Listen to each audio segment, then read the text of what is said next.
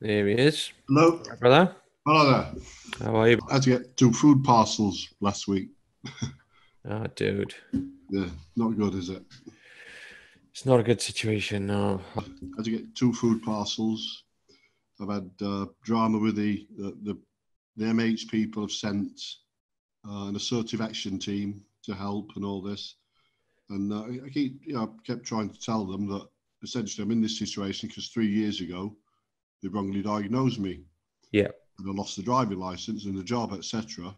yeah. And the savings I'd the small bits of savings I'd accumulated at that time had depleted because of the continued abuse at other jobs and things like that, and just essentially it's an abuse thing to stop you earning money. That this is what it's about, really.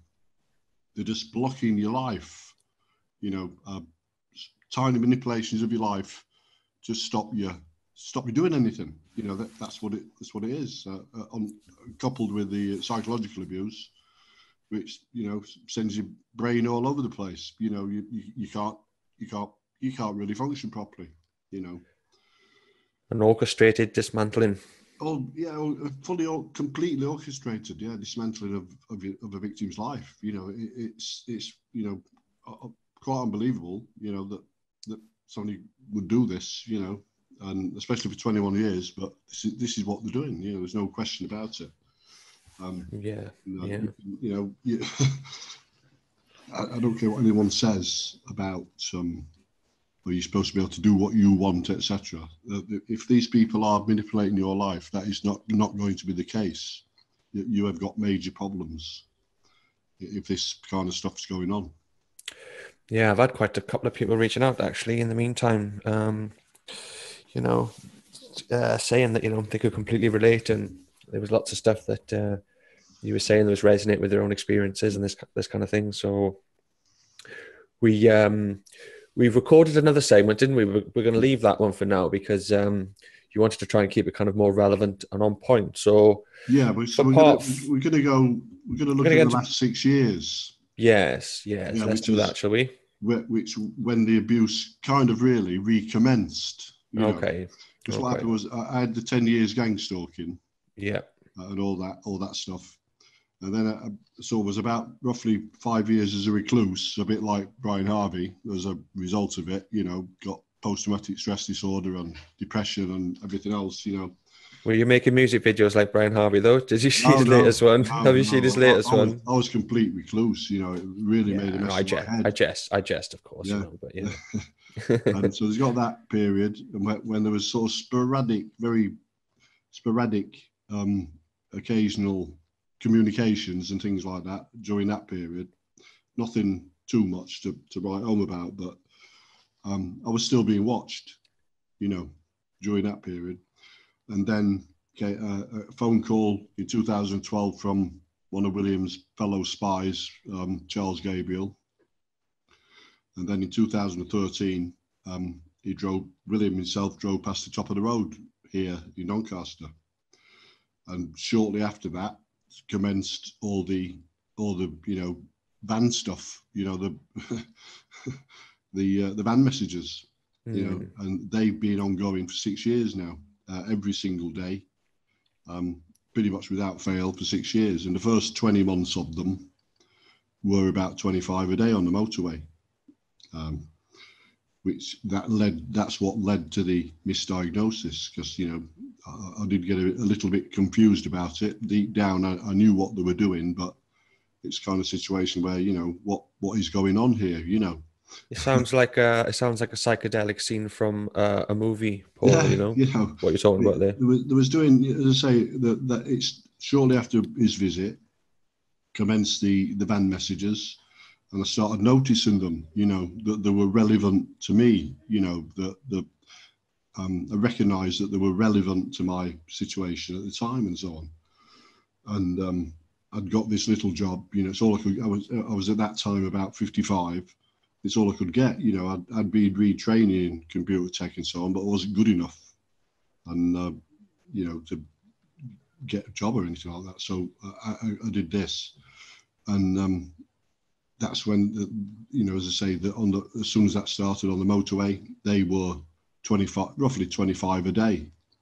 It was very, mundane, boring, crappy little job, hardly earned any money either. But it's all I could get, and it was simply driving up and down the motorway 3 times a day.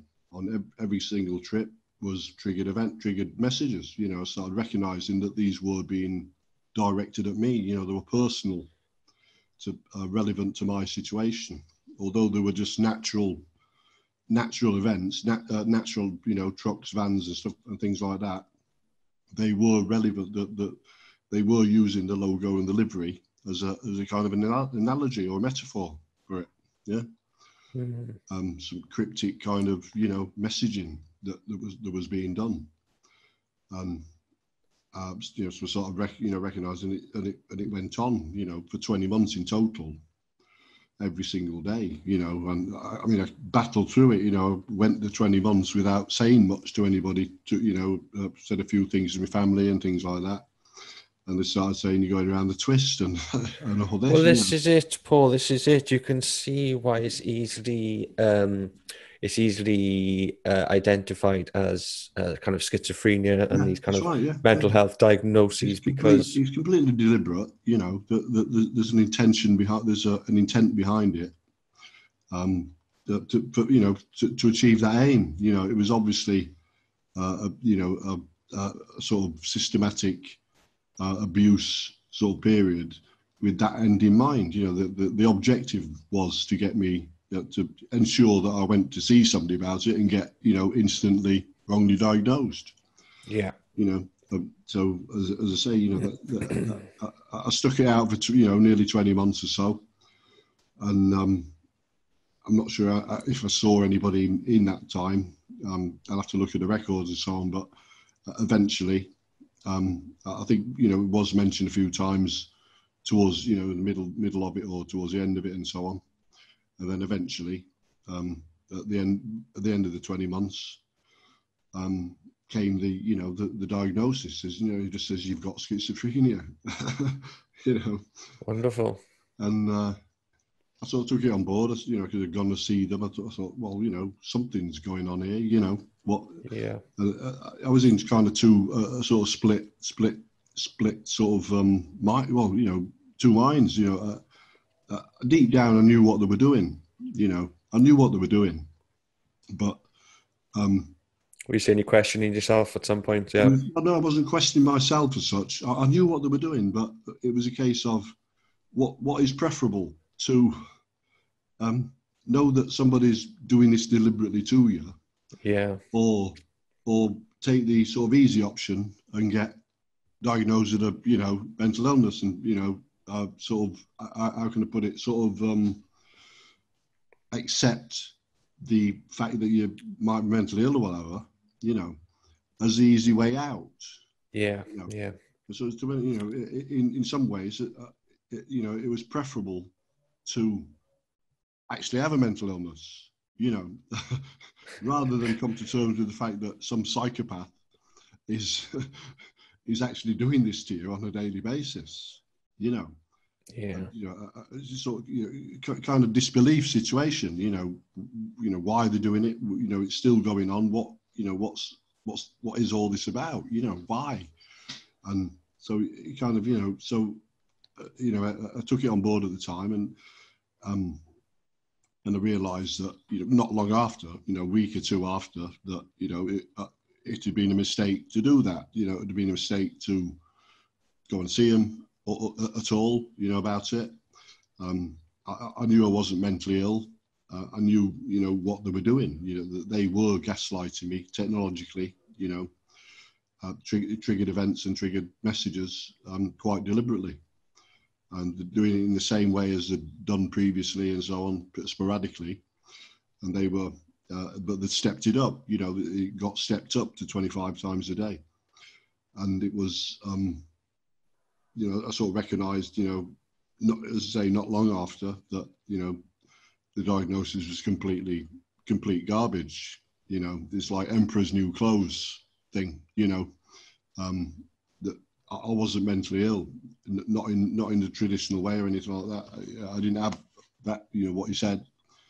I was being gaslighted. Yeah. Yeah. And so it was 2 or 3 weeks later, I disputed it.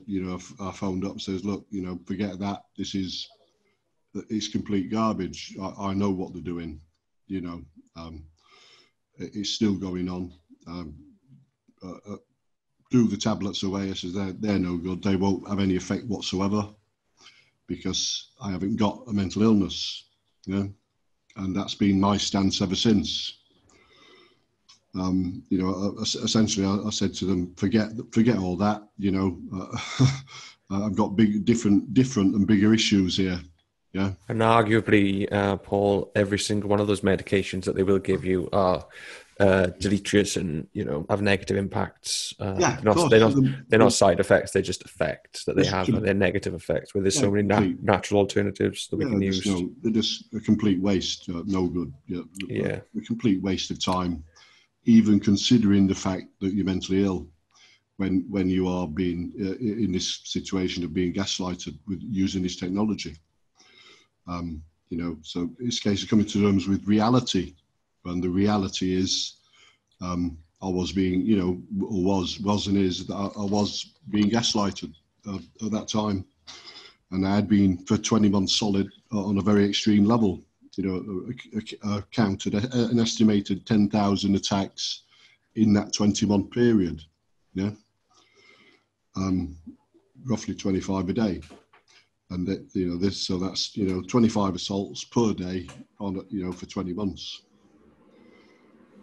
So as I said I said I'm not taking any tablets.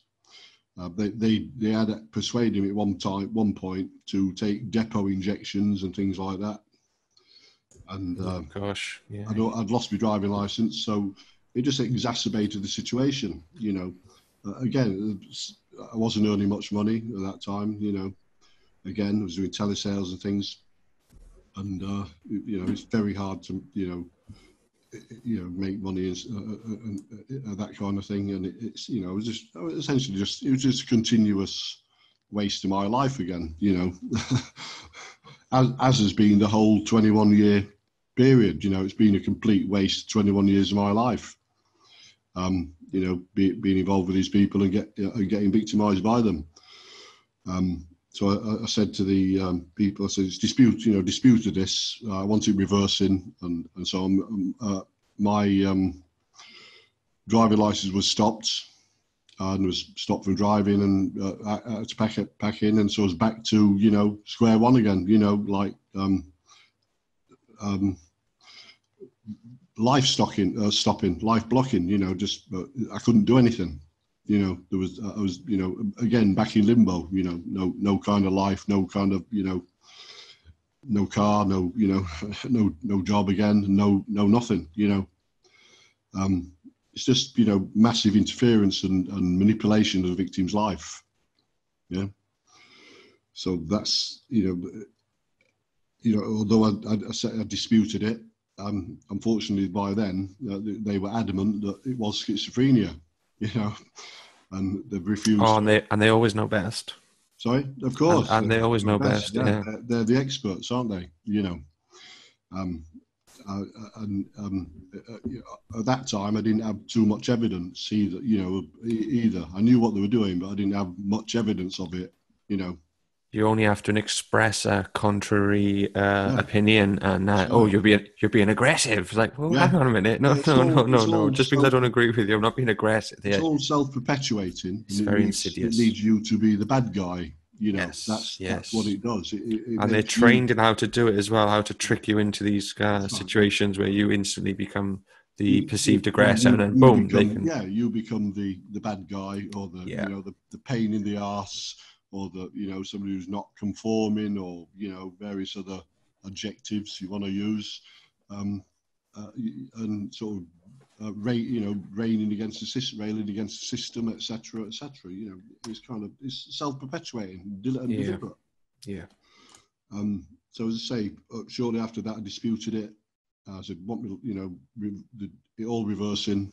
It was a waste of time talking about it even. right? It was, in actual fact, the practitioners are not qualified to talk about it, even, analyze it, because you're talking at an area that they know nothing about, or if they do, they won't admit it. So it's, this is another problem, isn't it? Yeah, it's a dead end situation. Yeah. But by now, of course, you're trapped in the system. Yeah, you're trapped in the M8 system, and you're instantly labelled schizophrenic. It's on your records, it's on your medical records, which employers can see.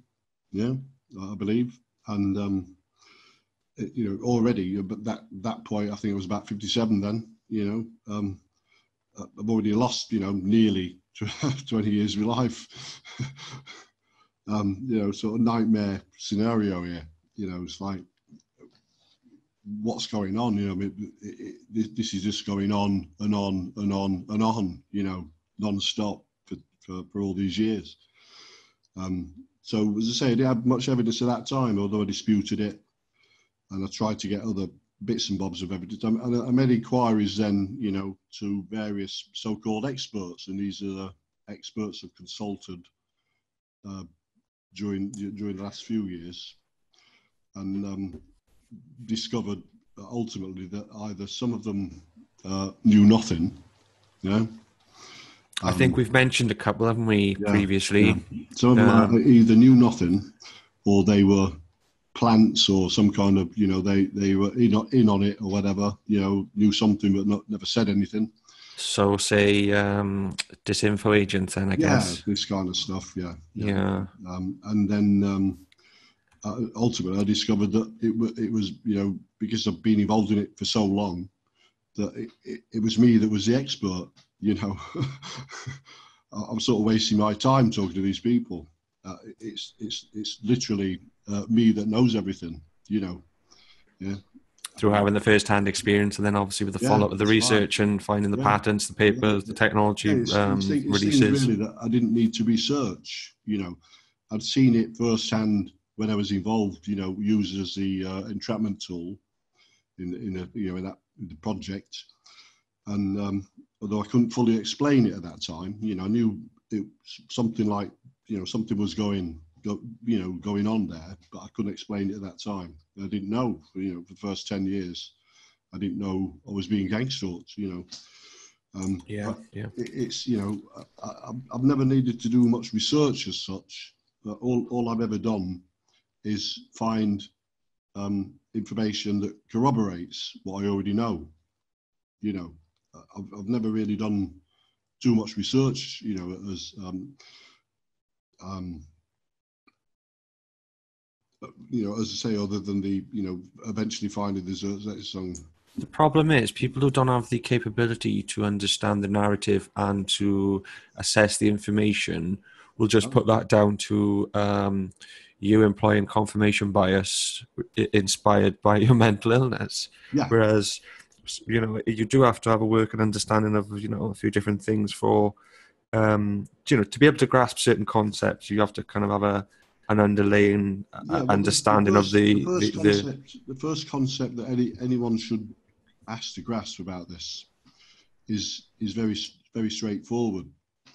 You've got a situation where extreme technology is being used on the victim, reality mutation technology, which is as a sort. They use special techniques which I've documented to ensure the victim knows it's being done, and also ensure nobody else knows it's being done, and they've got techniques to do this, an analysis of the victim's past events, circumstances, etc., which are reused in the triggered messages. So only the victim knows that it's being done, and then so you've got a situation where the victim is being abused using this technology, right? Without asking for it or volunteering for it, or any kind of participation voluntarily as such. They are being abused. They're fully non-consensual, then. They're being assaulted on a daily basis, and when the victim has reported this to traditional M8 staff or, you know, psychiatrists or whatever. It's instantly misinterpreted. Yeah, instantly misinterpreted as a mental illness. And this is a fundamental concept that people have to grasp. That's the tipping point. You've got something where, you know, the victim knows what is actually being done, but can't prove it as such. Yeah, and this is, you know, misinterpreted or misdiagnosed or whatever as a mental illness when it is not a mental illness. Yeah, they are perfectly normal people. Yeah, attempting to go about their day, who are being assaulted, yeah, by an external source, remotely or whatever, and they're using this technology to do it. As I say, I put 2 videos up on the channel there. Stephen Greer video, essentially that confirms that they have got the technology to analyse the victim's mind and know what they're going to do. Yeah. As I say, the Greer video confirms what I knew was being done to me. They were literally predicting what I was going to do next all the time, you know, and they can then interfere with what follows. And that video confirms that. You know, having my thoughts or, you know, mind analysed, and when I decide to do something, they already know what I'm going to do. Yeah. Very difficult concept to grasp, Yes, I suppose. You know. Yes, no, thank you, Paul. I appreciate that. I was just going to interject that Andy Lewis, who was an activist for Iraq vets, hoping to speak to him sometime this month or next month. He's a busy guy doing his thing, but he put a good article up which was saying about the persecution of people with psychic abilities amongst the working classes by MI5 and the police. Yeah. And, what would happen to someone if they consistently predicted every single Al-Qaeda and ISIS terrorist attack months before they happened? In 1944, psychic medium Helen Duncan was imprisoned by MI5 for revealing information that she had gleaned from dead people. After her release, she was hounded and harassed by the police, which resulted in her demise. In the 1570s, MI5 was founded by a psychic called Sir John Dee, which we've discussed a couple of times. The current MI5 committee that runs MI5 is all staffed by psychics. MI5 is the ruling class intelligence service that serves the wealthy 1%. Since the 15th century, the ruling class and the Catholic Church hunted down and killed millions of working class people who had psychic abilities in what was known as the infamous witch trials. In the modern era, has anything changed? Helen Duncan was the last person that was jailed under the Witchcraft Act of 1735, but she certainly was not the last person that was targeted because of her perceptive skill set.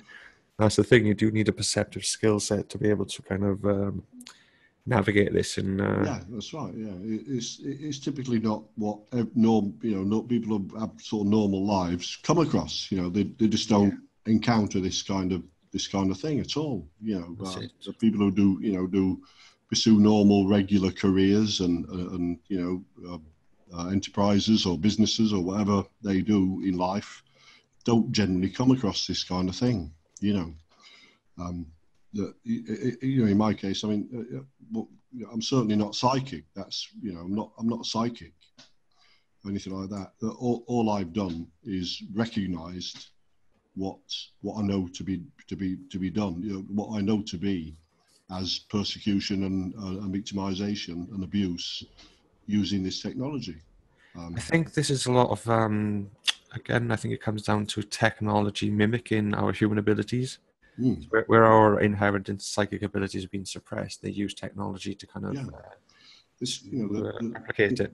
The technology, I mean, you know, the technology is massively intrusive. You know, that you should not have to attempt to go through your life with some, you know, as I said, I think I've said in other videos, with some psychopath analysing what you're going to do and interfering with it. You know, that's the ultimate. I don't think anybody's ever signed up for that. It's the ultimate breach of privacy, isn't it? You know. Yeah, it's not. It's a lot more than a breach of privacy. You know, it's a massive and grotesque abuse of human rights. Yes. You know, you know, you should not have to go through life with that kind of thing being done to you. And then when it turns into, it morphs into using it for also psychological abuse as well, that makes it even worse. It's one thing having somebody interfere with your life and you don't know it's happening, because those things can be put down to chance, or put down to destiny or chance, etc. Oh, that's what happened to me. Oh, fair enough. This, that's life, isn't it? But these things happen. These things happen. Yeah. If you don't know that it's been deliberately done, that's typically how you describe it, isn't it? Yeah. These things happen. Yeah. But when you do know it's being done, you know why it's being done, how it's being done, and you know that it's intended to destroy your life, then you've got a different perspective on it, haven't you? 100%, of course, yeah. Because then you've got a malevolent or malicious vendetta kind of sort of based people behind it. I think then it comes to is the expression I heard recently of honouring the threat. Yeah, I mean, it's same. This is not this stuff's not anything I ever expected to encounter in my lifetime.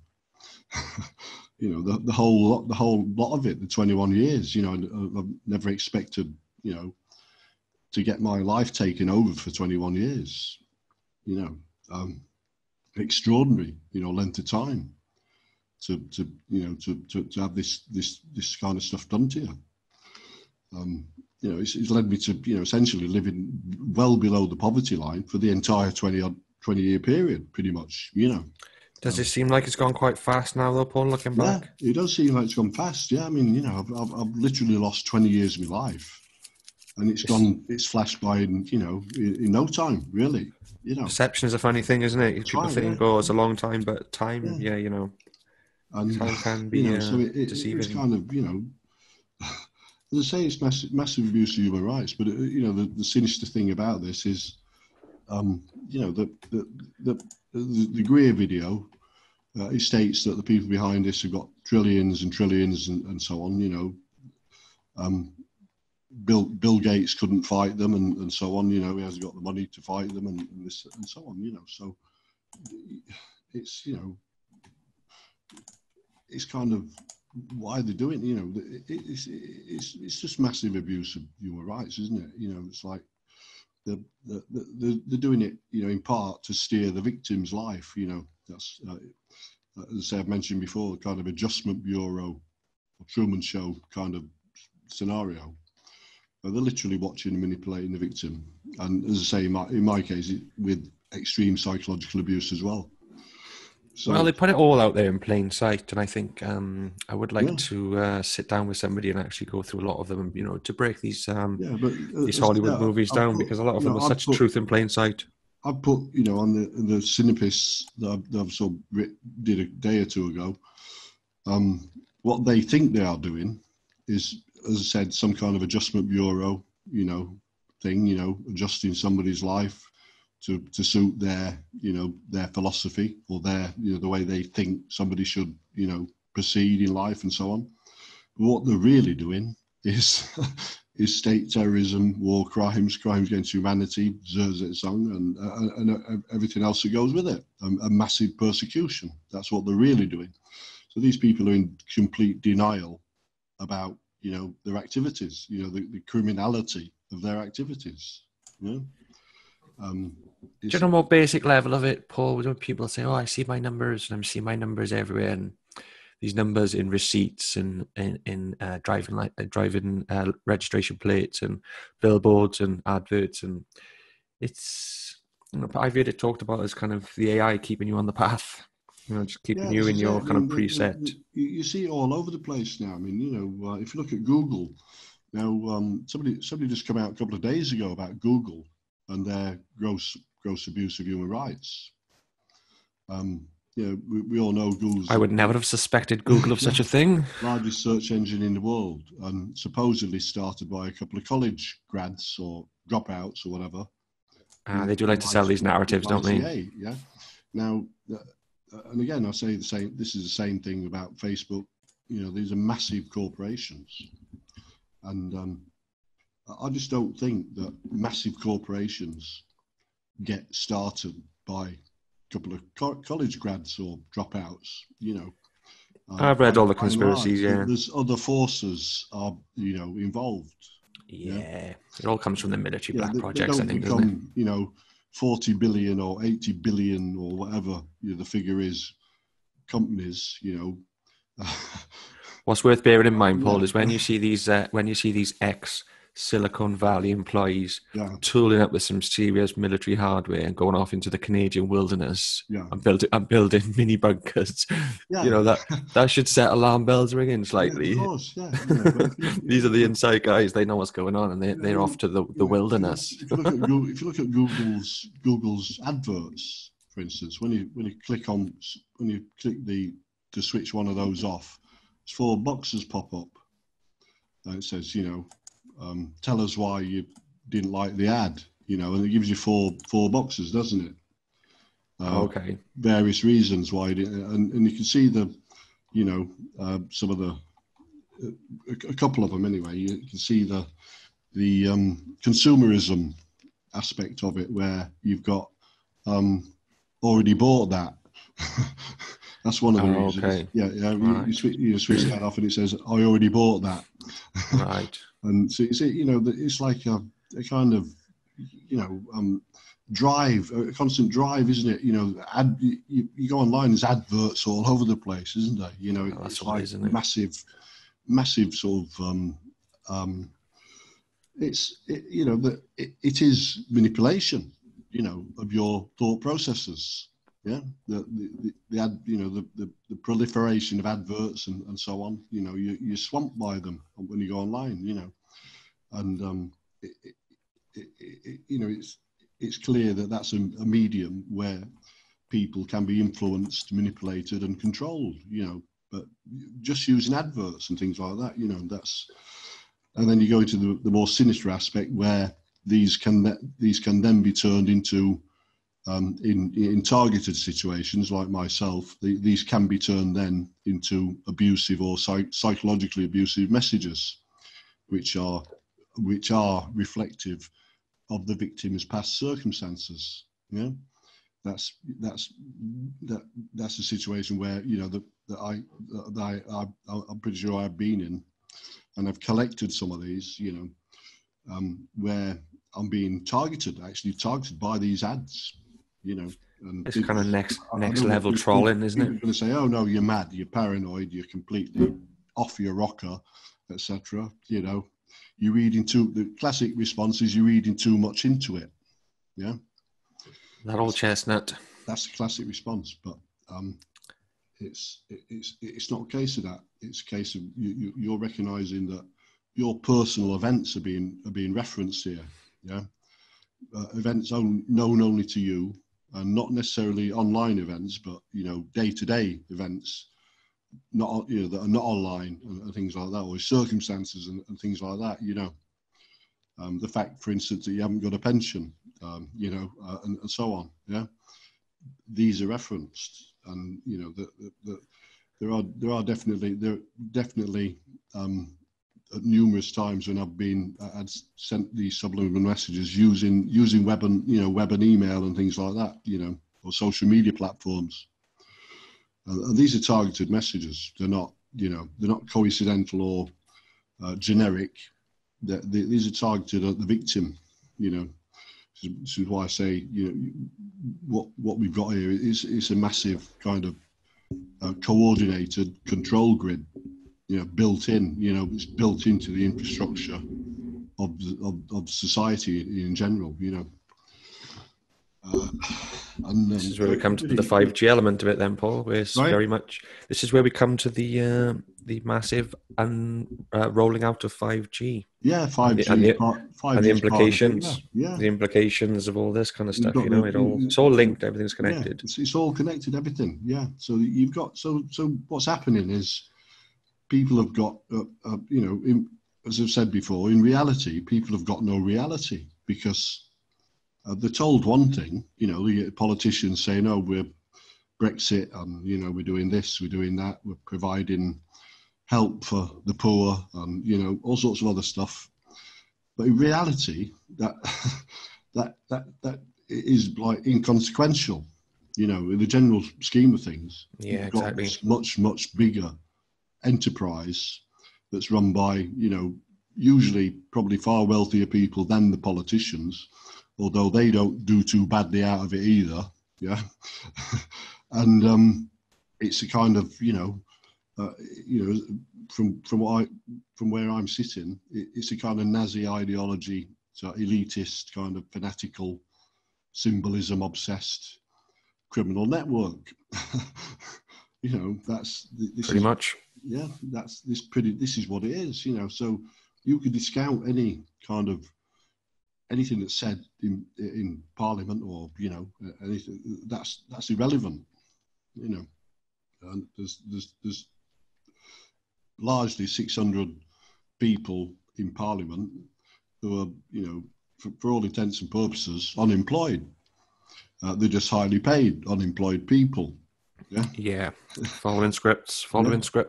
That's it. You've only got to see what's going on in Australia as well. They've literally decimated a continent, selling off all the water, and I think pretty much the whole continent will be following Max Egan's all over the world, reporting. Australia, USA, UK, Yeah.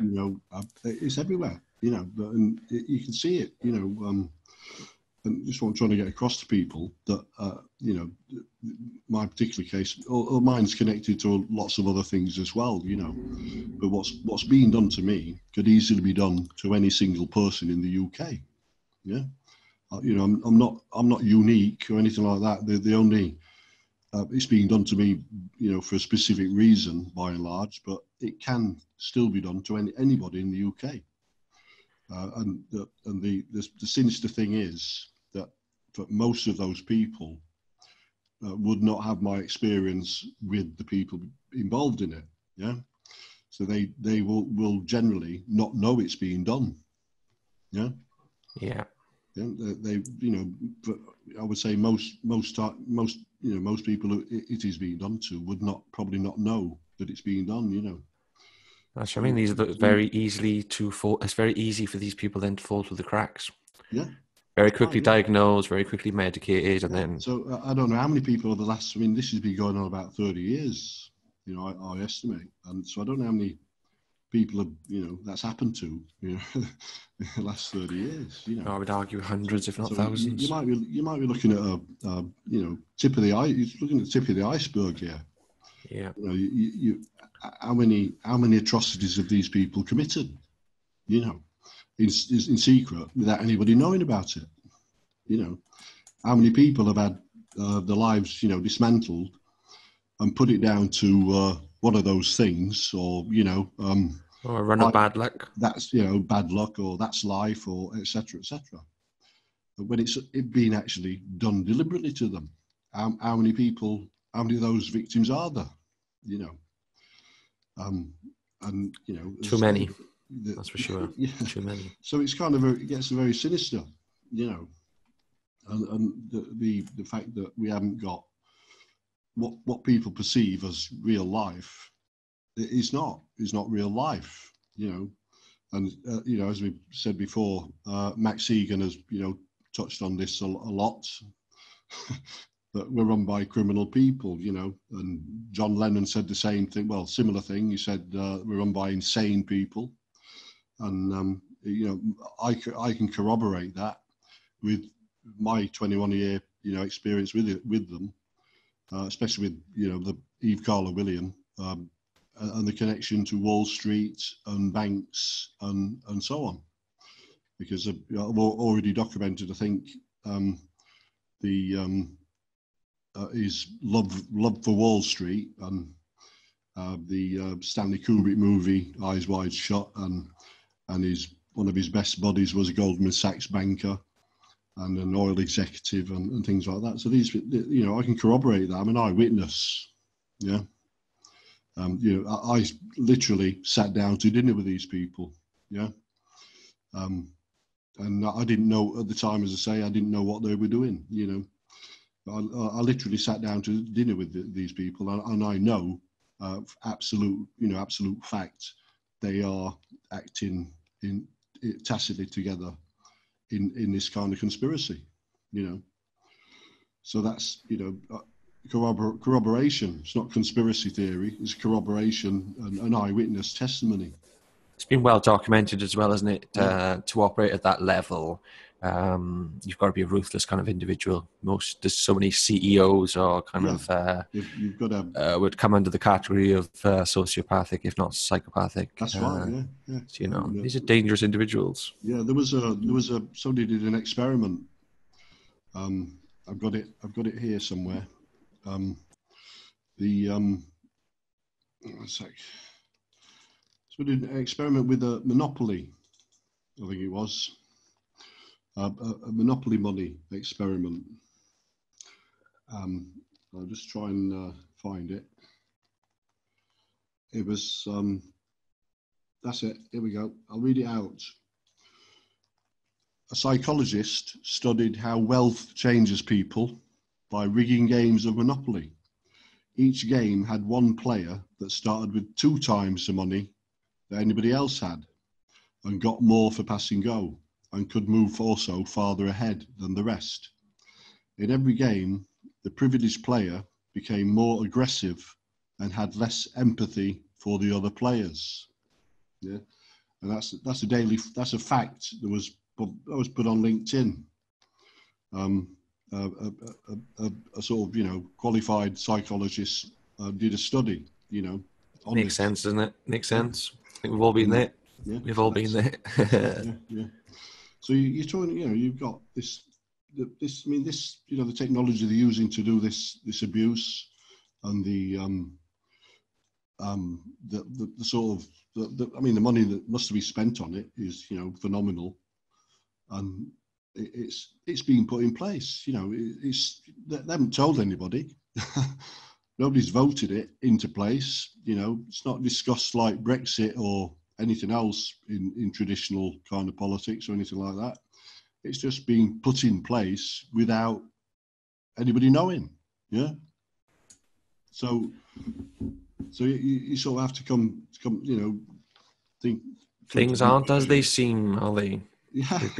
We've been led to believe. We've been led to believe we live in this democratic society, when in reality, free market, etc. Yes. In reality, you've got a situation that's heavily monopolised and run by criminal psychopaths.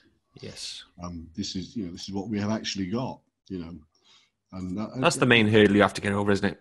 Yeah, I think you have to come to realizations with a few things, but then when you have to get to a point, you go, okay, so it is what it is. You've also got to realise that they can band together, in a group, or gang or group or whatever, or a network, that they actually form a network and communicate between themselves tacitly to get things done, to do things, achieve objectives, etc. So, and this is again, this is documented and it's eyewitness. It's been eyewitnessed by me for years, when I was involved. The Roland Bernard interviews, which are subtitled, very revealing.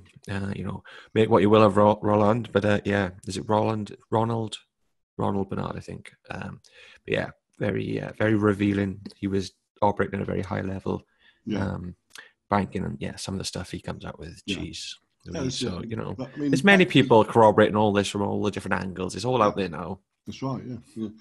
But back to the last, we're talking about the last 6 years now. I want to sort of close down a bit on. Yes, let's laser down on this one for the listeners. This now, and this is, obviously this is personal to my situation with the man who's obviously criminally insane, Eve Carlo William.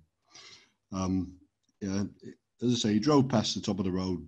We've got that bit 6 years ago.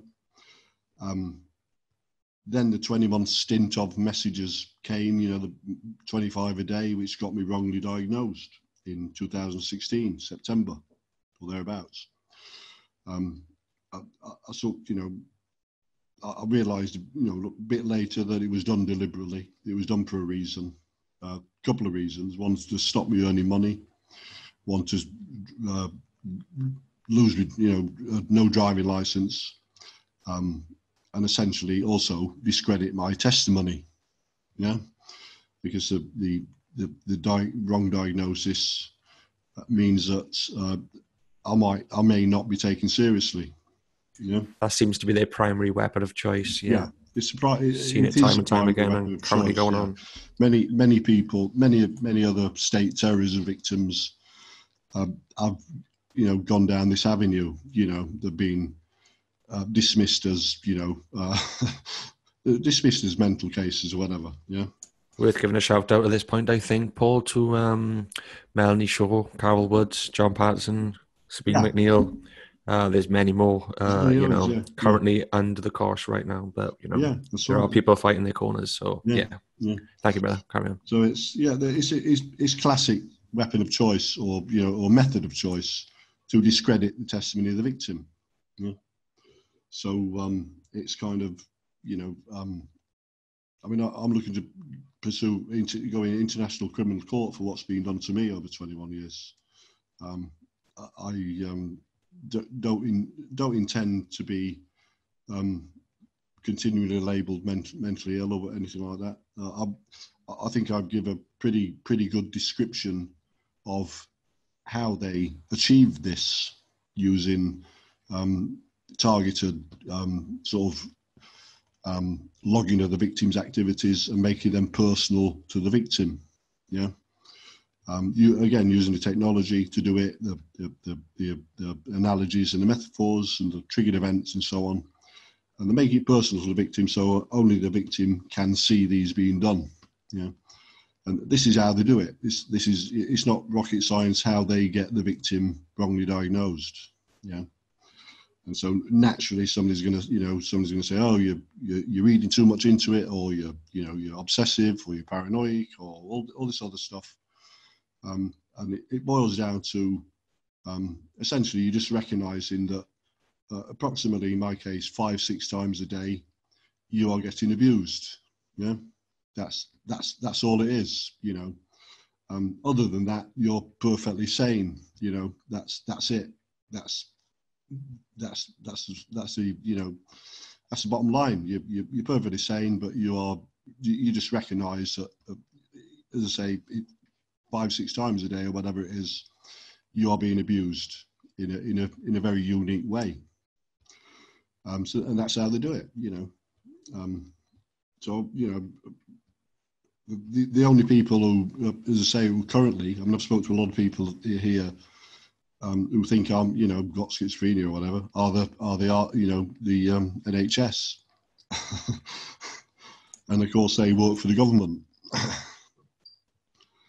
Yeah, we've seen some disgraceful stuff. Yeah, so I've told them we're at a deadlock here.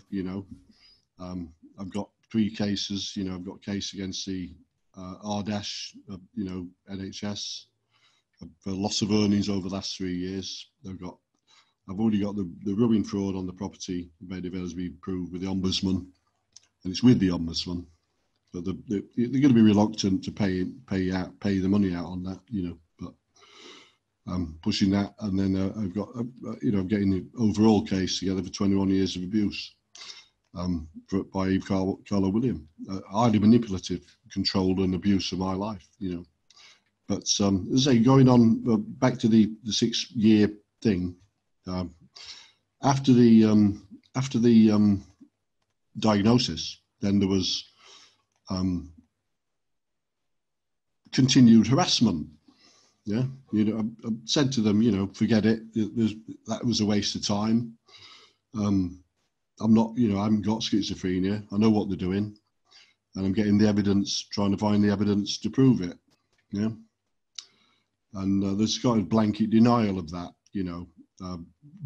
Many times in the last 3 years or so. I've had to go to a different practitioner to try and get a reversal, and they've always upheld the original diagnosis. They sort of refuse to accept that extreme technology is capable of doing this. So that's situation there. I've had to waste time, waste more in my time and life and so on, going all over the place. I was sent social workers to see what the, get to the grips with the problem. I said, and on one occasion with a social worker called Sarah Gillow, I actually had an attack while I was walking up the road with her. And I said, they've just done one now, and that's completely ignored, She just says, oh, it's kind of like Emperor's New Clothes thing, that kind of situation. Yeah, nobody's recognising what is really going on, and that's been been the case all the time, right till the end, right till really recently. And so I had 2.5 years or about 2.5 years or so of continued abuse. It's just carried on, but it reduced to a lower level. It reduced to about 5, 6, 7 times a day, something like that, from 25 originally. And so it's just ongoing abuse on a daily basis now.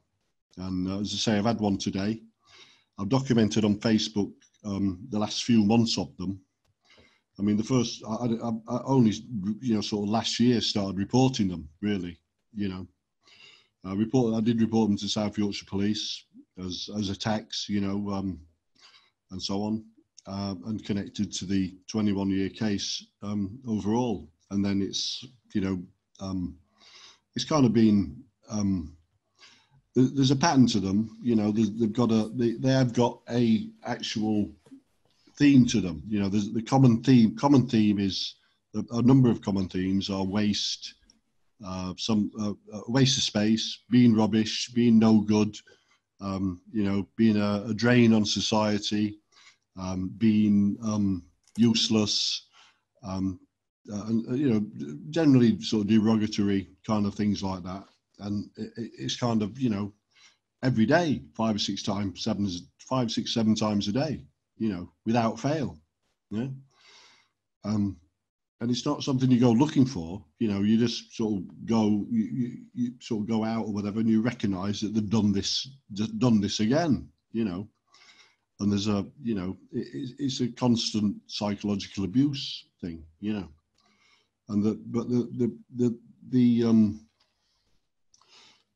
so one of the main themes is this waste or rubbish theme, that what they're saying is you're not contributing to society, or you're a waste.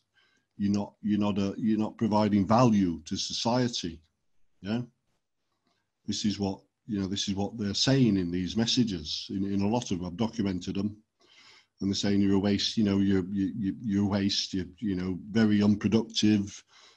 You're not operating at full potential, and things like that. As I say, it's hardly surprising, given what's being done to me over 21 years now. It's hardly surprising that it's things went down the toilet a bit, And we all know, most people know about Brian Harvey's case situation, similar, and he he's being gaslighted and so on, and he became a recluse, and similar way, very difficult thing to come to terms with, knowing that a sort of large group of people have sort of kind of got it in for you, and you're not, you haven't done anything, Yeah, he's managed to document a lot of his stuff as well, hasn't he, and get it up online too, with regards to the police visits and whatnot. Victims can become victims without actually doing anything at all. You don't have to do anything to become a victim. You don't have to be a activist or political maniac or anything. You don't have to do any of that. All you have to do is come under their radar, and them decide for variety of reasons that you're no good. that's it. Seems to be it. And the luck of the draw. This is why I suggest that this technology and this network is going to use this technology, or has been using it, for an Agenda 21 kind of scenario. This is how I think they are doing it. Obviously in my case, it's extreme state terrorism, and it's on a personal level. but in other cases won't be quite the same as that. That it will be, they'll just decide somebody's no good, and they'll dismantle their lives, silently, without even the victim knowing about it. And that's where we come back to the chance and that's life and so on. So if you've got, we're getting back to the old thing. People have got no reality. That living in a world where you can be literally attacked without you knowing about it. In many cases. And to say some of the other messages. I mean, I've got a sort of box of them here. As I say, these are routinely around about 5, 6, 7 a day, and most of them are triggered about ban messages. Some triggered events, some kind of get a person or an object triggered. One day I had 6 mobility scooters, and that reference that's used to reference when I was years ago when I was on depression tablets, and considered a drain on society. Didn't approve of that.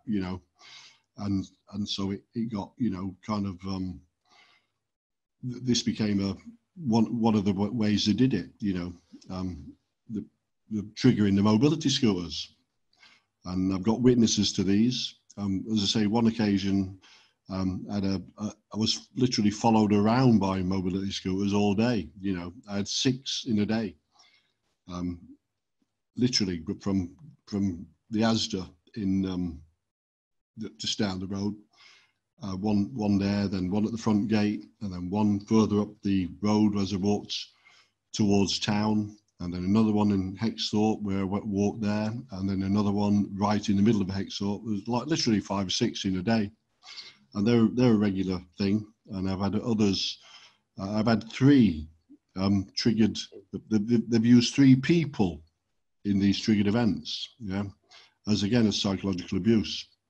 One was a pharmacy guy who, at that time, years ago, delivered the tablets, and so they've used him numerous times, and that's a double-ended message. That shows what that message shows is that they've used him regularly for 4 or 5 years now.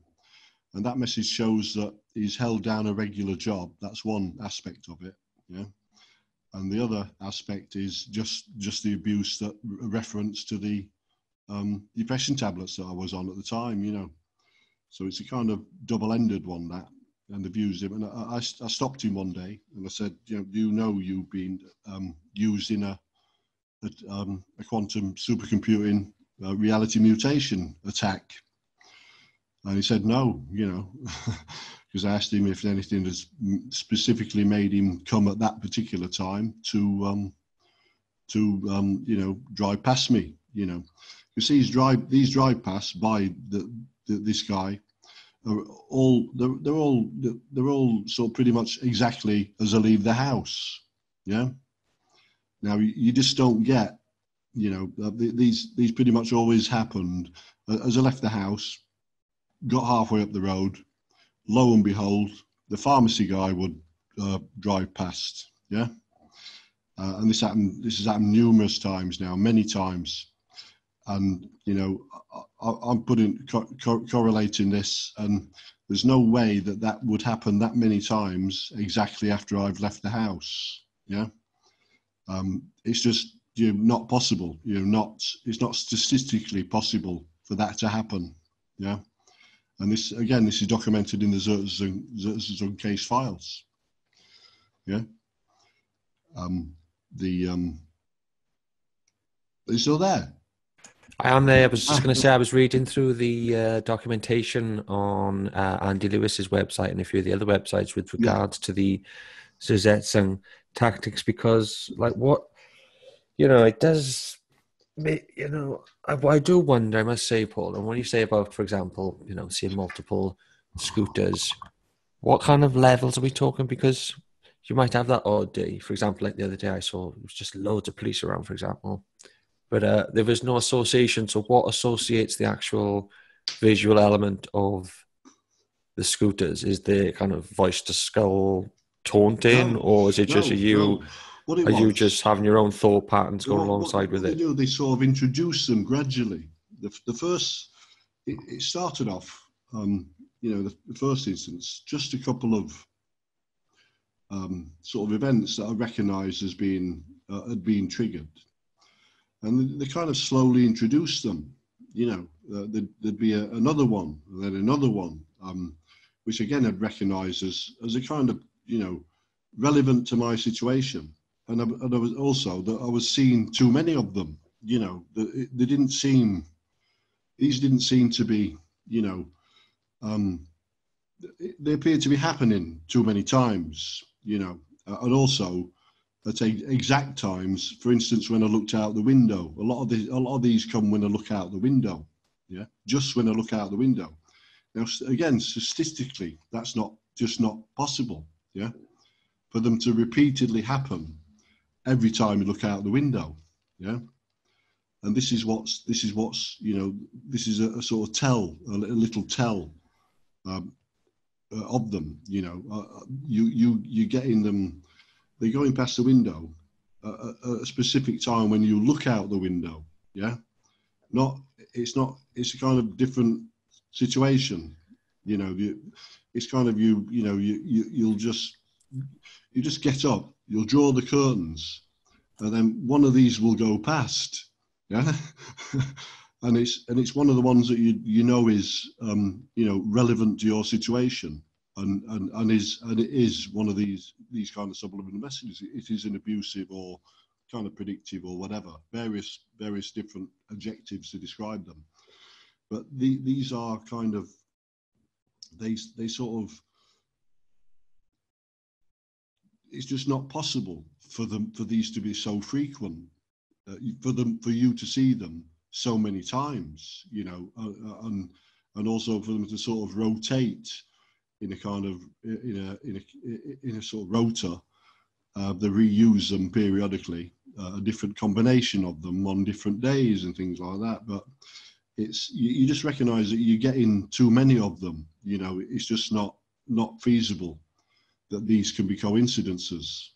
Yeah, and especially when you've got a theme, you've got an overall theme of them as well. You've got a theme going through it, as I say, the waste and the references to your circumstances and various other things that they use to psychologically abuse you. That they are attacking your psyche, and they're doing it very deliberately.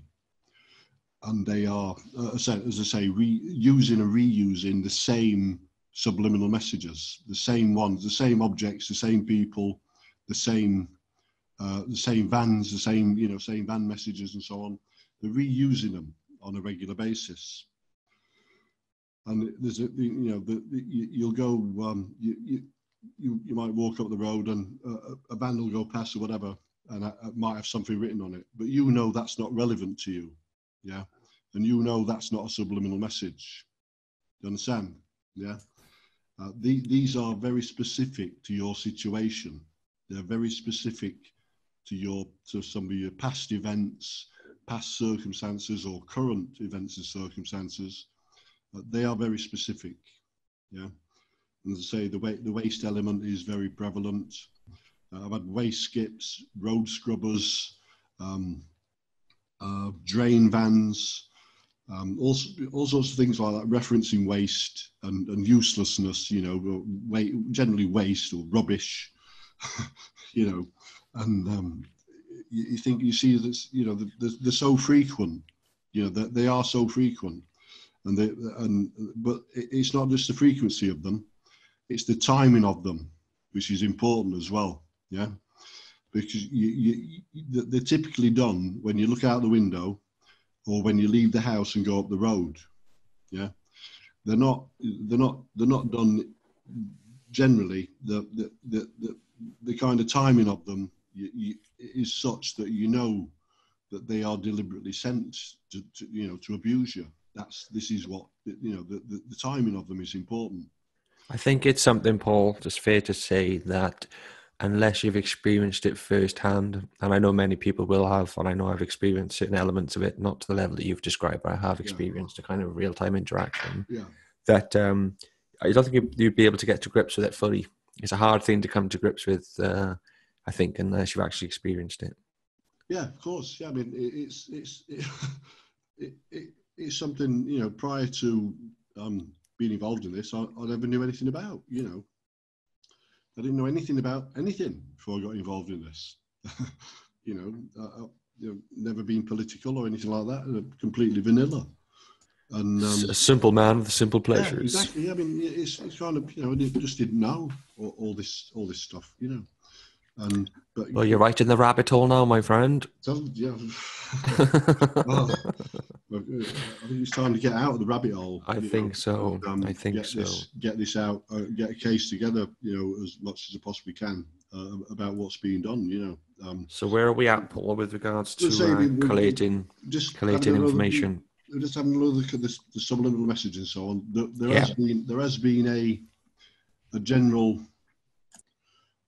daily abuse thing, you know, situation, really, daily abuse, and it's kind of been, it revolves around a few different themes, the waste theme and the various other kind of, I'll just read some of the themes out that I've got here. I've got HM revenue and customs, I've got mortgages, I've got pensions and things like that. This is a strong one. I've got homelessness, shelter, sub-home. I've documented a few of these. Vulnerable animals, things like that. Now, I'm not going to suggest that I get all these correct. You know, I've got a selection of them, and I'm not going to say I get every single one right. You know, there will be some that slip through the net as, you know, normal coincidences. But I think I get about 90% of them right. Yeah, I've got that good at it.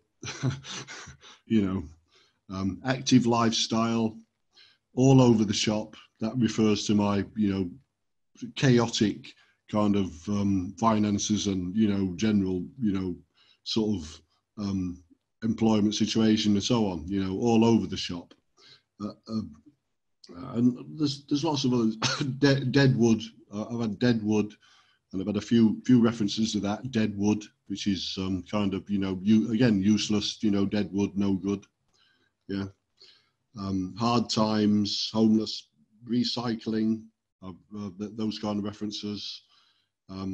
Camper vans, all this kind of stuff. You know, thrift store refers to you know, the situation I was living very frugally, you know, and things like that, you know, because as I say, he watched me scrimping and saving some of the money I was earning from the little van job at the time, a few years ago, you know. So he's watched that, and they're watching that I've, you know, been very thrifty and saved up some money and so on, you know. And what they're saying is that I haven't had a, you know, a normal kind of participant kind of job, you know, paid tax and, you know, national insurance and things like that think people normally do, you know, and largely because of the psychological aspect of being gangster, left homeless and declared dead. You know, that's what brought that about. You know, that kind of mindset was brought about by what they'd done to me. You know, that's how I got that mindset. You know. It's kind of very unusual, you know, to find yourself stuck at 14, you know, nearly 50 years old, or 49 or whatever, completely homeless, and, you know, it was a shock to the system, and that was the result. You know, the frugality and the, you know, and that kind of aspect of, you know, what developed from that came out of that experience, the 10-year gang stalking experience.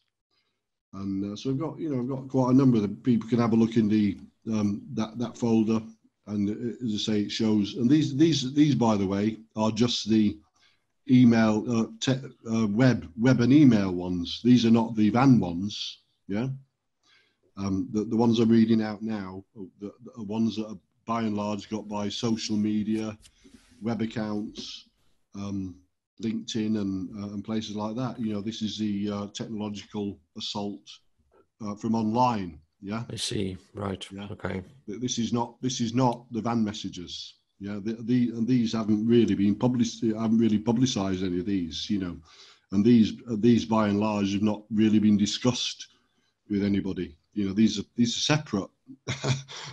Yeah, so it shows the extent. Do you screenshot them, Paul? Screenshot. Yeah, I'll give it 1 sec. No, I don't mean screenshot them to me now, but I mean, if you took, yeah, do you take screenshots when they come up with your notes? Screenshot and just save them. Yeah, that's it. Yeah, screenshot, save them.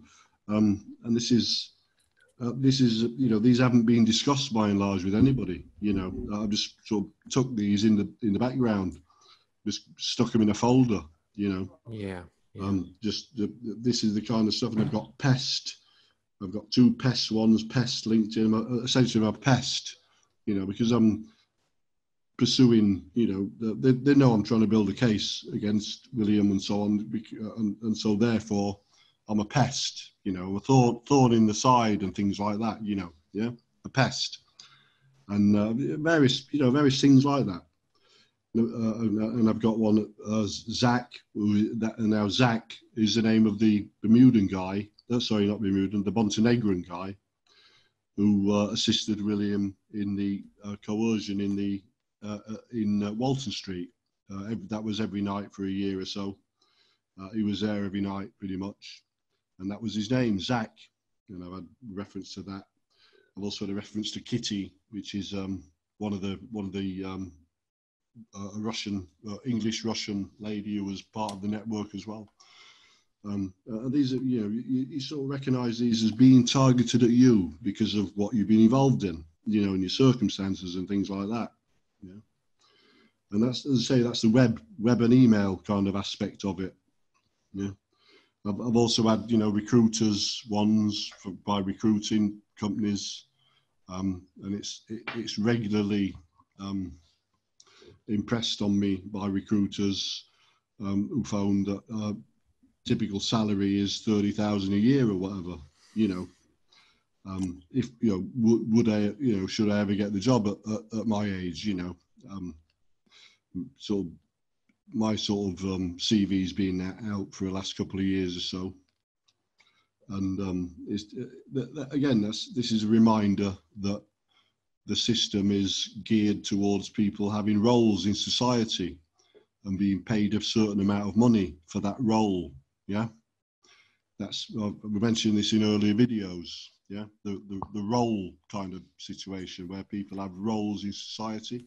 The old hierarchy. Yeah, the hierarchy and the role system, and you know where you sit in the you know, in this hierarchy, and also of course what your role is worth financially. Yeah. So this, you know, I get a lot of those, you know, telephone calls from recruiters, and it's regularly impressed on me that the role pays, you know, 25 or 30,000 or whatever it is a year. And now I'm in full knowledge that you know, were I, you know, my situation now at my age is were I to get one of these roles, it would take me about 20 years to get the money back that I was defrauded out of. Yeah.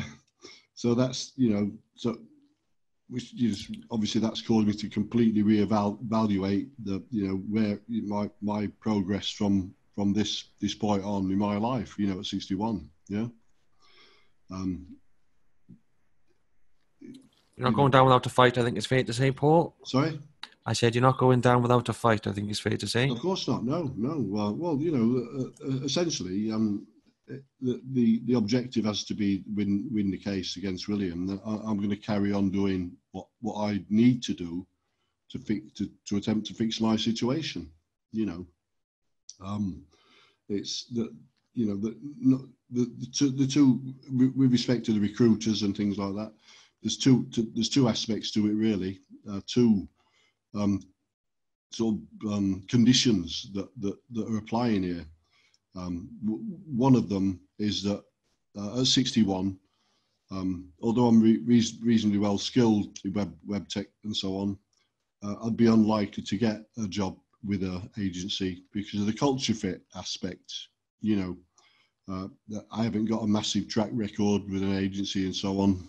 You know, I've not worked with an agency before, and I probably wouldn't be a culture fit. You know, I've certainly got more knowledge of, you know, real world corruption than probably anybody on the planet. You know, so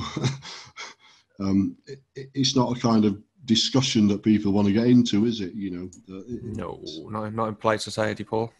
Yeah, that's it. You know, but people don't. You know, it's not. You know, it's a negative subject, isn't it? People don't want to talk about it. So No. it's, you know, it's been such a big part of my life for 20 years that, you know, and become an expert on it, that it's kind of, you know. Your favourite repertoire. Yeah, No, you know, it's, well, so, you know, so you it. can see what kind of mess it's made of your life, getting, you know, actually being involved with it at all, you know, for no reason. So that's one, as I say, that's one aspect. And the other, which I've just said, is the salary thing, is that I'd never get my money back. You know, I'd be stuck in kind of salary hell for the next God knows how many years. So I've decided to reevaluate everything, you know. Current situation is I'm trying to claw back money I've lost through scams and things like that, and also get the ruin fraud money I'm trying to get back. And essentially, I'm just going to set up my own business, you know, and try and build it from there, you know. It's going to be very hard at 61 years old to do that. You've got the drive, my friend. You've got the drive and the vision. Drive and the vision. Where are you at with the fraud? Yeah, I mean, as I say, I'm pushing to get the money back from the ruin fraud, so they've got some kind of solvency, you know. Where are you at with that now? Is that still with the ombudsman? It's with the ombudsman. I spoke to him last week, and it was initially turned down. It's gone to a higher up kind of adjudicator or whatever, and I've sent him further evidence. I think they've got enough evidence to you know, decide in my favour. I have provided the salient documents that prove it was beyond reasonable doubt the UK government ruin fraud, and so you know, I said both yourselves and the Halifax are being told that, you know, as the liable parties, that that the restitution is required immediately. You know, we want the money back, yeah, ASAP, and it should have been done in 2007 when the Daily Mail article came out.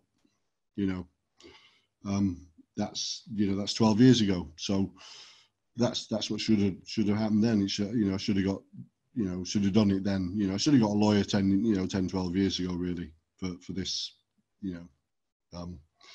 But so we're trying to get the money back, claw back money that I've, you know, lost in scams and things like that, and, you know, essentially try and go forward, you know, and earn a reasonable income. You know, that's, you know,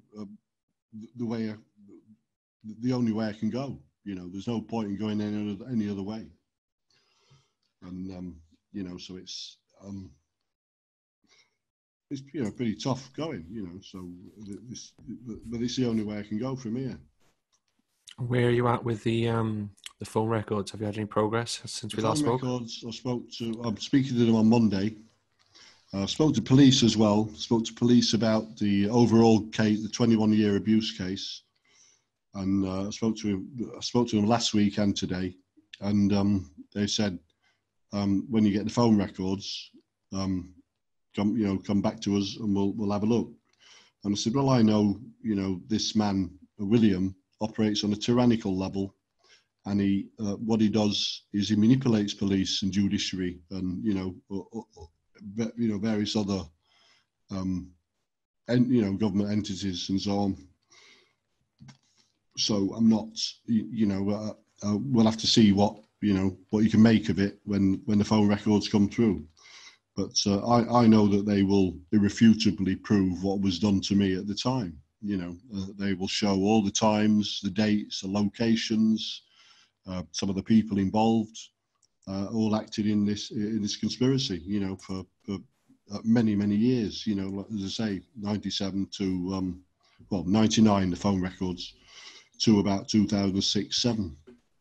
You'll be in a much better position, I think, than Paul, when you get those phone records, to put the narrative together. They will pretty much map out that 10 years, along with the ruin fraud in 1999, and show how I was set up for that, defrauded out my property and set up to be used in the project, and manipulated by these people for quite a few years, and then slowly manipulated into homelessness. And I've got eyewitnesses to some of those dates as well.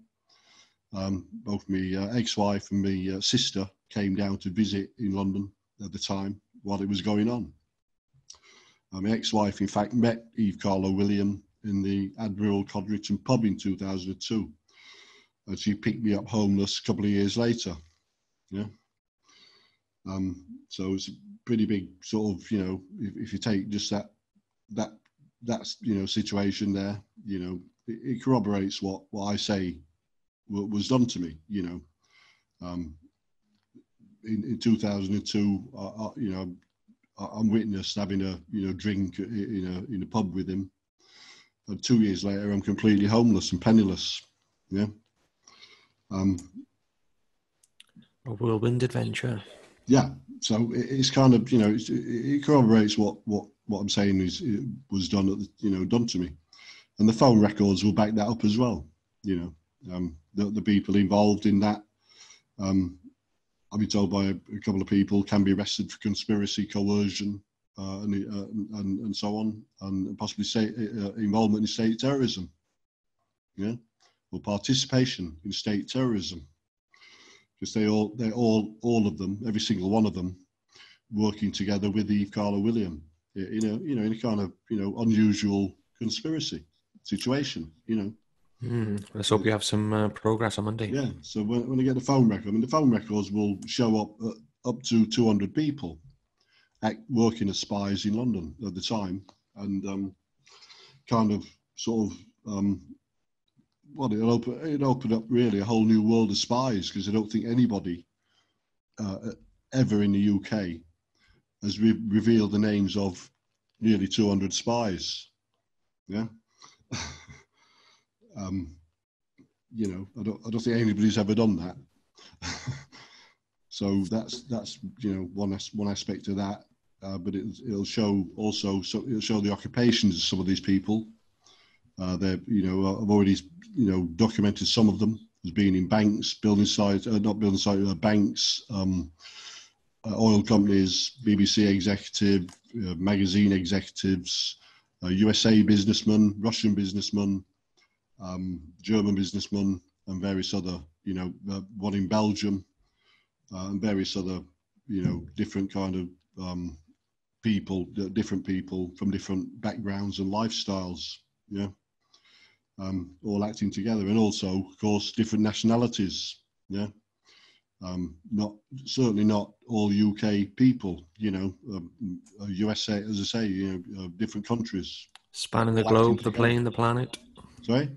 Spanning the globe, the plane, the planet. Spanning the globe, yeah. It's a global thing. This network that he's running is a global. It's a global network. It is a kind of, it's gone global. Kind of what the Nazis started or whatever, has sort of gone kind of underground for a bit, and then it's re-emerged and been kind of reinvented as a global, kind of, they've taken all that ideology and all, the methods and so on. They've reinvented it all, restructured it, reverse engineered it or whatever, and it's all global. And it's massive, quite nicely. So it's set up quite nicely. The kind of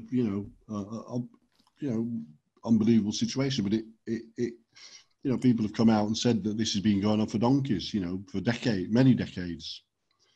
As I said before, John Lennon and there's Jesse Ventura, in the USA and lots of other people say that this is a global network. You know, it's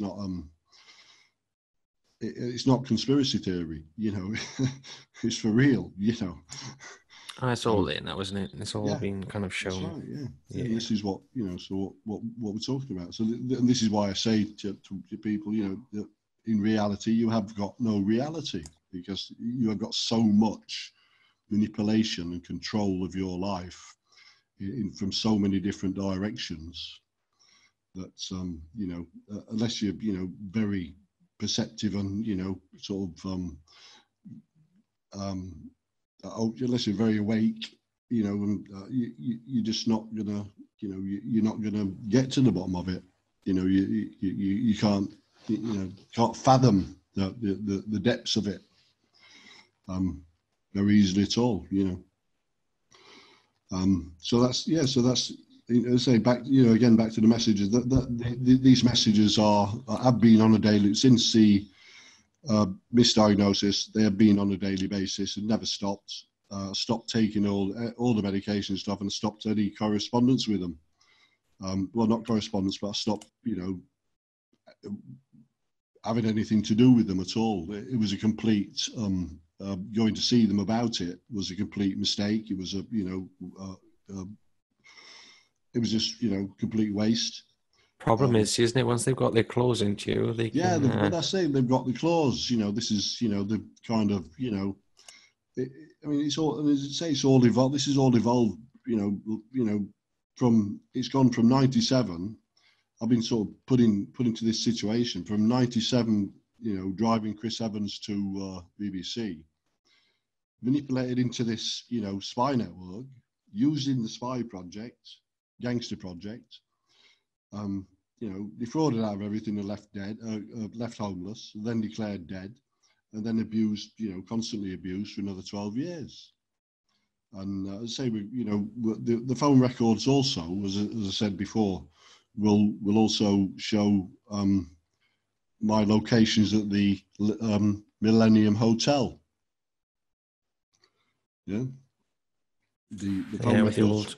The old conspiracy. They will show me being at the Millennium Hotel numerous times from 2003 to 2005. Yeah, and so that will be you know, also another aspect of it, because I know that the reason I'm being targeted and victimized still, you know, the reason I've had my life ruined is because I know about the you know, the murders. As we've you know, touched on this before. You know, I'm sitting on UK state government and state secrets, you know, about the reality of covered up murders.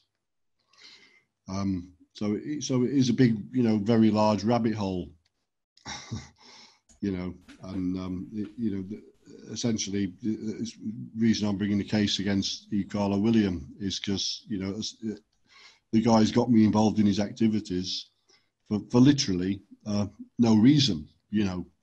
To me, you know, there's never at any point any, you know, benefit to me or use to me of wasting my life with these people. You know, it's being ruined by being involved with these people. So that's, as I say, the phone records will show that as well.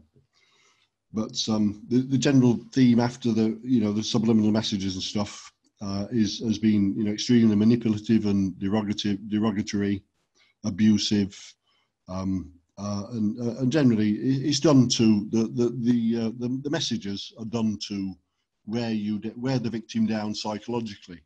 Yeah.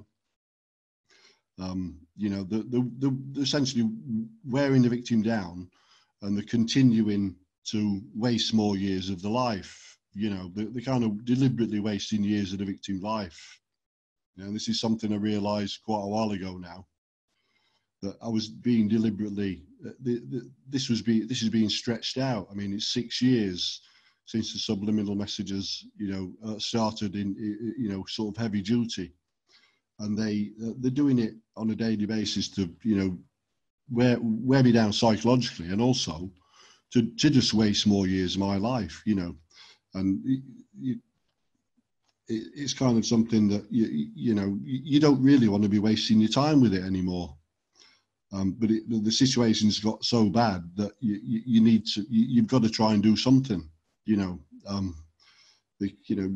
life and career's ruined. You've worked for nothing for 10 years. You've been abused for another 12 years. They've stolen everything off you. They've completely ruined your life. There's only so much a person can take. Sorry, yeah, that's it. So it's the old, if you corner a rat, the old cornered rat thing, isn't it? It's got to stage a while ago, where I'd had enough, of this abuse and this 20 year situation that I've been in, and I want the guy out of my life, but not before I've sued him for the damages for what he's done to me for 21 years. Because essentially, like I said, I've said in other videos, what he started in '97 radically altered and ruined the entire course of the rest of my life. It has been heavily controlled ever since, and manipulated. I think I'll have to link you up with David Johnson, our friend from Boston. He's over in Hampshire. He does some good work with the tort claims, and this is the only way you can really deal with these people is the language they understand, which is all this kind of tort claim stuff. I'm not super duper familiar with it all, so I won't try and explain it. But this is the kind of stuff they're getting into now. So perhaps we can make some cross references there. How does he suggest dealing with them? It's basically you make claims against their assets and their estates, but using the kind of ecclesiastical kind of paperwork. And like I said, I'm not too familiar with it all, but it'll be quite easy to get to grips with it, I think, if you spend some time. Yeah. Okay. Yeah. Well, the case. I mean, I'm not. Essentially not. I'm just the case against E. Carlo William. I know the man's behind it all. He's the man who got me involved in it in the first place. I know he manipulated.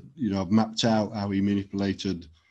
He used Rocky to manipulate me into his network, so I could be used for the project and stuff. And he set the entire thing up and coordinated it ever since. And as I say, he's literally never stopped in 21 years. It's got to be the most extreme and longest sort of term, vendetta-based kind of victimization program on anybody ever in the UK. 21 years. It's not, literally not something I ever expected to ever encounter. Well, I've never heard anybody else talking about things on this kind of level. So I never it's a new one on me, my friend. A new one on me. Taken over by a criminal psychopath for 21 years. And put me sort of live kind of under the radar in poverty for 20 years. That's what I've done. I've lived below the poverty line for 20 years. It massively ruined my, everything.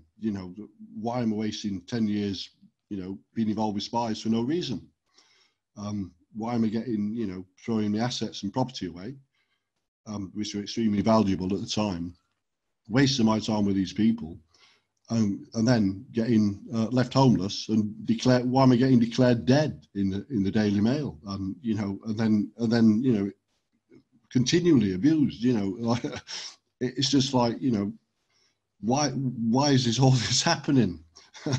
I haven't done anything. I've never asked to get involved with them. Never sought these people out. Didn't know anybody that that was involved in it at the time. It's complete. It's quite unbelievable, really. How it all came about. Well, like I've said before, my brother. Excuse me. Like I've said before, I think that it would take a certain person to be able to come out of the other side and still be able to fight back and document all this stuff, which is what you've been able to do. So I think. Yeah, but but I shouldn't be having to waste my time on this. I mean, when it started, like I said, I was 39 years old.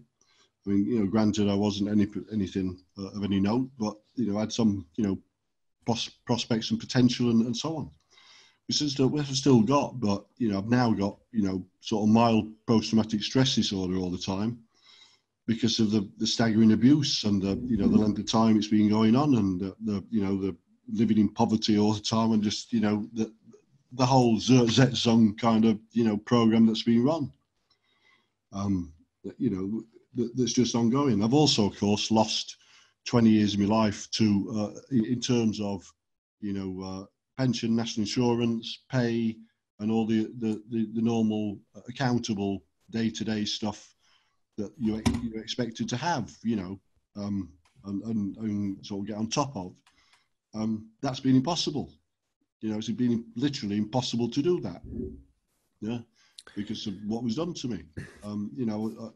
I've never been in a position since it started to pay tax, national insurance, or anything. Literally, I've never had any chance whatsoever to have any kind of normal participation in life, and this is being thrown at me via the subliminal messages. In the last 6 years, is that I haven't contributed to society and not provided value and things like that. And these are prevalent. These are regular, prevalent kind of subliminal messages.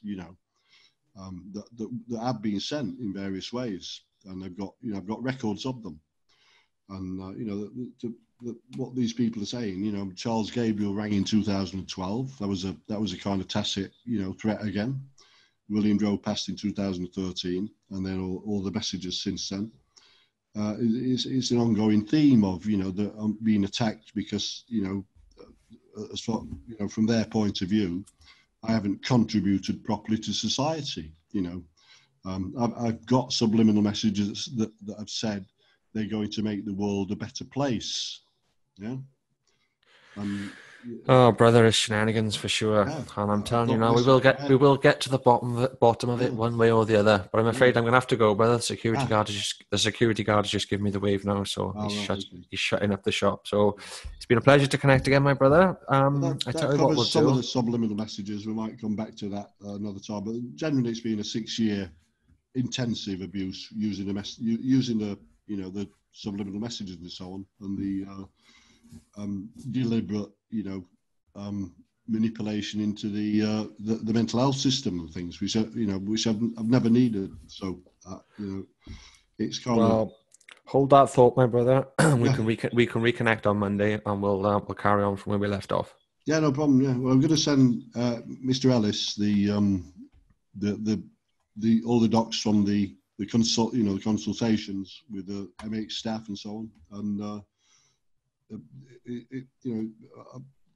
sort of state it's quite clearly that although it looks like conversations with the mental health patient, what it is in fact is a documentation of extreme abuse by external forces and people. Yeah, I need to send you a couple of articles on that front as well. It's not something I want to talk about for the recording, but yeah, I will send you a couple of articles now when I get off here. But have yourself a good weekend, brother, and I'll give you a shout on Monday, okay? On Monday. All right. All the best, brother. Bye. Take care.